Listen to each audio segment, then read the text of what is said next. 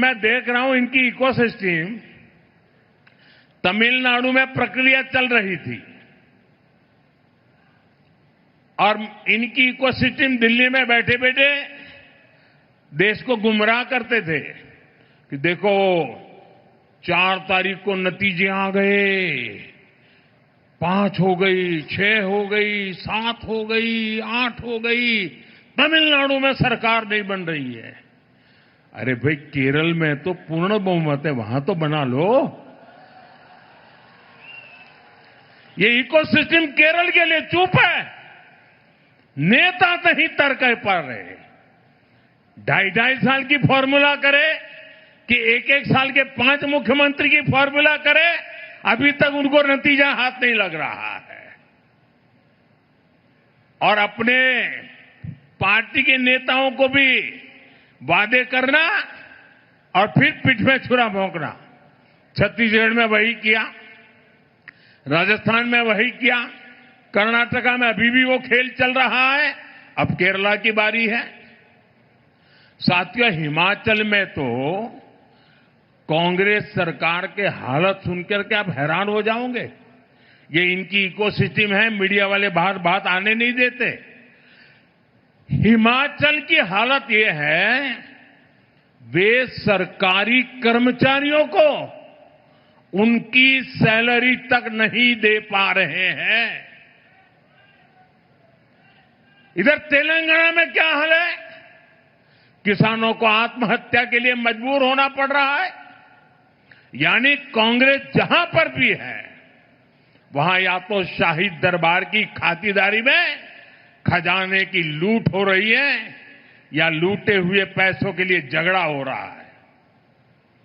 साथियों, कांग्रेस की पहचान आज एक परजीवी पार्टी की बन गई है और इसलिए वो पहला मौका मिलते ही अपने साथियों के साथ भी विश्वासघात करती है।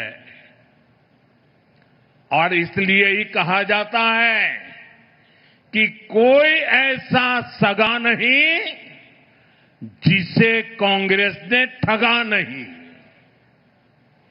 अभी तमिलनाडु में ही देखिए, 25-30 साल से कांग्रेस का डीएमके के साथ घनिष्ठ संबंध था। डीएमके के साथ गठबंधन ने कितनी ही बार कांग्रेस को संकटों से बाहर निकाला और 2014 के पहले 10 साल उनकी जो सरकार थी वो भी डीएमके के कारण टिकी थी। लेकिन क्या हुआ? जिस डीएमके के साथ 25-30 साल का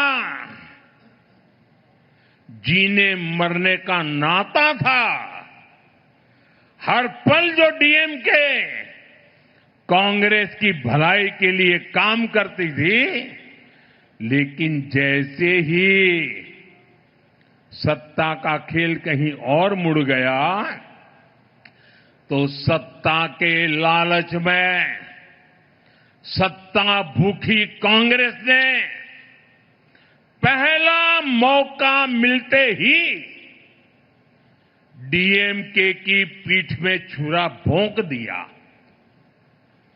परजीवी कांग्रेस को अब एक और पार्टी चाहिए जिसकी पीठ पर सवार होकर वो प्रासंगिक बनी रह सके। साथियों, कांग्रेस ने एक और विश्वासघात देश की बहनों बेटियों के साथ किया है। दशकों से कांग्रेस देश की महिलाओं की आंखों में धूल झोंकती रही है। कांग्रेस महिला आरक्षण का वादा करती थी और फिर अपने ही सहयोगी दलों से इसका विरोध करवाती थी। बड़ा खेल चला करता था। बीजेपी ने इस खेल को खत्म किया, महिलाओं के लिए 33% आरक्षण का कानून बनाया। लेकिन साथियों, कांग्रेस देश की सबसे बड़ी नारी विरोधी पार्टी है। इसलिए कांग्रेस ने संसद में नारी शक्ति वंदन संशोधन को गिरा दिया। ये संशोधन अगर पास हो जाता तो लोकसभा में कर्नाटका की सीटें कहीं अधिक हो जाती, बढ़ जाती। कर्नाटका से बहुत बड़ी संख्या में बहनें, बेटियां एमएलए बनती, एमपी बनती, देश का भाग्य निर्णय करने में भागीदार बनती। लेकिन कांग्रेस ने ये नहीं होने दिया। देश की नारी, कर्नाटका की महिलाएं कांग्रेस को इस पाप के लिए कभी माफ नहीं करेगी।